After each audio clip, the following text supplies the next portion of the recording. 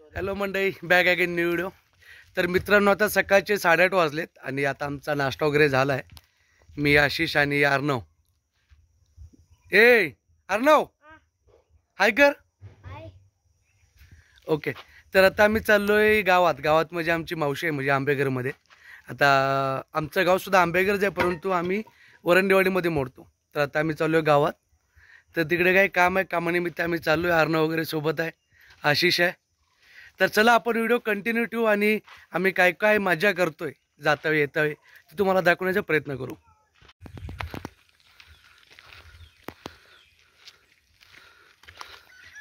अर्णव पळ तू पण.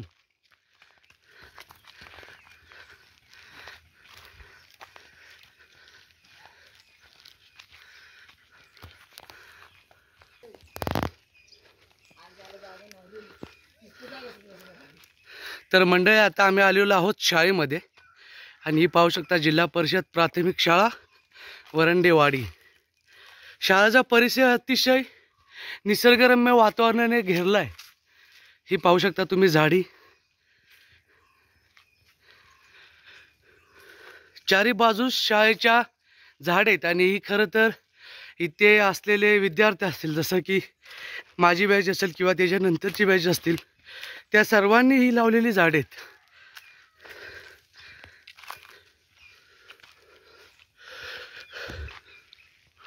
आणि हा जो आंबा आहे शाळेच्या आवारामध्येच आंबा आहे, त्याचं सुद्धा वैशिष्ट्य म्हणजे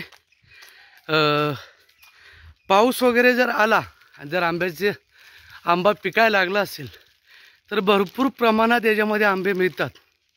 ब्लर झाला पैसा. तर इथे जे खाली तुम्हाला दिसत असेल, पट्टी दिसत असेल बघा शेताची, तर तिथे आमच्या शाळेचं ग्राउंड होतं. मग आम्ही क्रिकेट वगैरे खेळायला तिकडे जायचो. ही शाळेची असलेली पाण्याची टाकी आहे. जर आम्हाला जर कधी बोरिंग वाटत असेल गावाला आल्यानंतर, तर आम्ही एकदा या शाळेची भेट घेतो आपल्या. मग त्याने आम्हाला एक वेगळाच आनंद येतो, कारण त्याच्या आवारामध्ये असलेले हे जे निसर्गरम्य वातावरण आहे, हे पाहण्याचं म्हणजे वेगळाच आनंद असतोय. आणि ही शाळा घडवण्यामागे आमचे लाडके शेख सर असतील, त्यांचा खूप मोलाचा वाटा आहे. म्हणजे वस्ती शाळेपासून ते प्राथमिक शाळेपर्यंत घेऊन जाण्याचा मोलाचा वाटा त्यांचा आहे. तर हा अशा प्रकारे आमचा गाव निसर्गरम्य वातावरणात वेढला गेला आहे चारी बाजूने. कापापणच कायरव आहे, कायरव.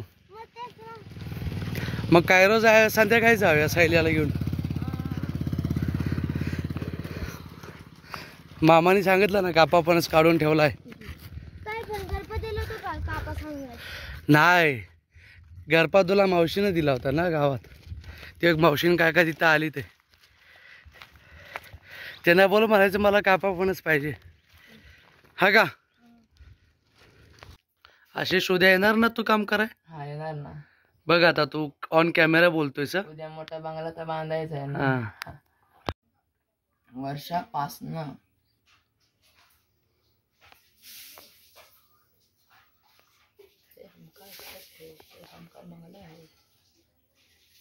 क्या बोला रे तू?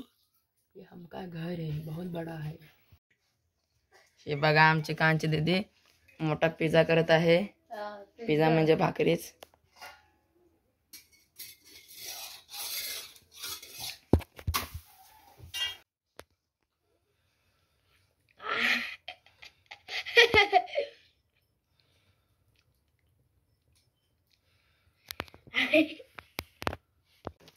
तर मंडळी, आज झालं काय, आज आपला प्लॅनिंग होता की जे मावशीचं जे खत होतं ते आम्हाला ट्रॅक्टरमध्ये भरून शेतामध्ये घेऊन जायचं होतं, परंतु तो प्लॅन कॅन्सल झाला.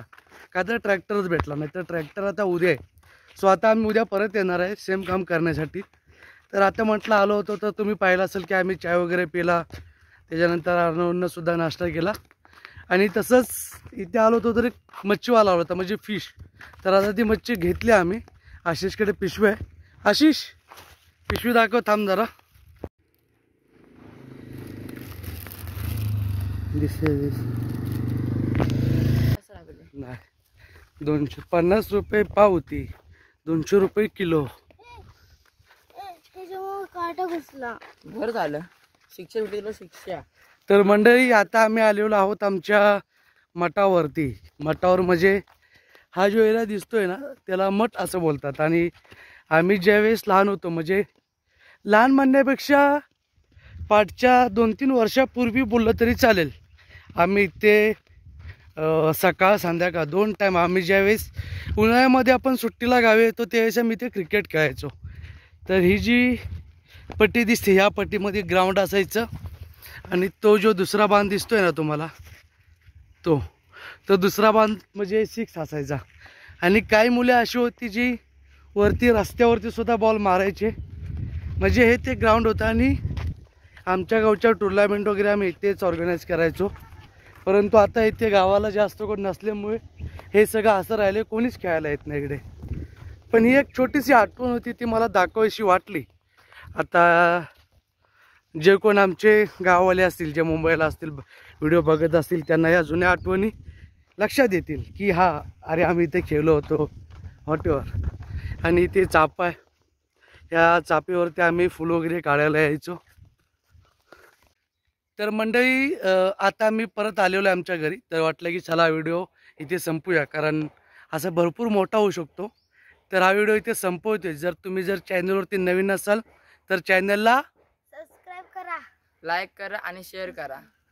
भेटू अशाच एका नवीन व्हिडिओमध्ये. तोपर्यंत tata bye bye, see you.